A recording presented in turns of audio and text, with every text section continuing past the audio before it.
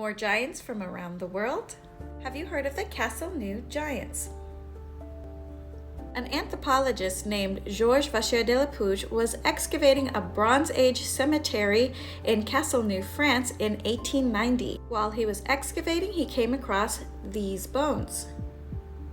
The bone on the right is a fragment of a femur 14 centimeters in length and 16 centimeters in circumference.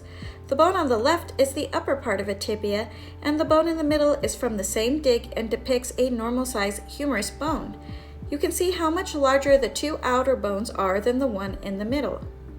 Puig stated that based on the measurements of the bones, the person is estimated to be 11.5 feet tall, making it the largest skeleton ever found. The bones were also examined by a zoologist and paleontologist from the University of Montpellier. A professor of pathological anatomy also studied these bones at the Montpellier School of Medicine. All of these scientists found the bones to be human in nature, with the professor of pathological anatomy referring to the bones as belonging to a, quote, very tall race. And what's really crazy is that the people that live in this area, the country folk that live there, have a story that they've been passing down for generations about a cave nearby where giants live.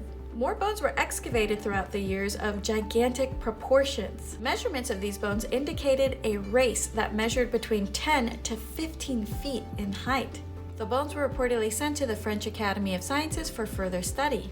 At this point, all mention of the bones disappears. No mentions of these gigantic bones or the discovery was ever mentioned in scientific journals again.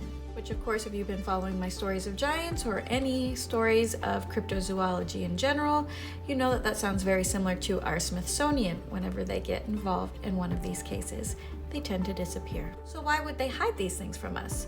Well, if giants are real, that would line up with the Bible being truth, and much of the mythology and religion that isn't considered to be true by most of the population would suddenly be very real, and we would have to question the whole narrative that's been presented to us.